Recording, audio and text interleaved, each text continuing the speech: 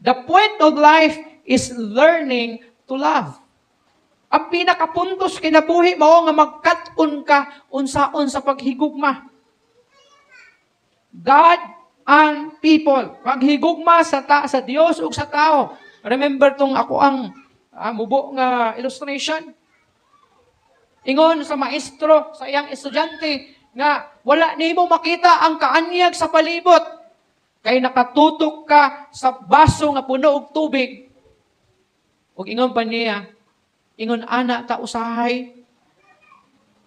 Nakafocus ta sa atoang trabaho, pagpangit at kwarta, pag-angkon sa mga butang ning kinabuhia. Ug nahikalimot ta sa labing importante nga punto sa kinabuhi, nga maong imuhang pagpakigrelasyon sa Ginoo o paghigugma more diha sa imuhang mga minahal sa kinabuhi. Mabito nang naay mga parents o mga anak nga layo ang ilang relationship. Ano ba yun? Sabi na kung trabaho lagi ka, pag uli nimo sa balay, pag mata nimo anang buntag, tulog pa imong mga anak, pag uli nimo sa balay, tulog na po ng imong mga anak. Di na mo magkita ay, di na kanila makita. E nga naman, busy kayo ka. Naay panahon unta sayo ka makauli, pero mo overtime dun ka, pag uli nimo sa balay, di na mo sila makita, kay tulog na sila. Pag mata nimo kay sayo, kayo ka mo trabaho, tulog pa sila.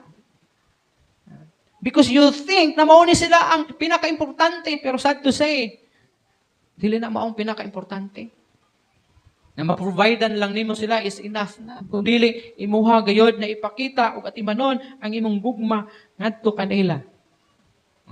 Sa mga magtiayon, usahay ang connection na lang is mag-provide, magtrabaho para ihatag sa asawa, pero wala na'y sparks. Wala na'y gugma nga sama sa ilahang pag hindi gugmaay kaniadto. Natiman-an nato ni this is not the point of life. The point of life, we should learning to love God and people. Because life without or minus love is zero. Ang kinabuhi nga walay gugma, zero. Love the Lord your God with all your heart and with all your soul and with all your mind. Muna ang sugo sa Matthew chapter 22 verse 37 down to 39. Higugmaon nimo ang Dios, ang imong Ginoo sa tibuok nimong kasing-kasing, sa tibuok nimong kalag, ug sa tibuok nimong hunahuna. This is the first and greatest commandment, and the second is like it. Love your neighbor as yourself.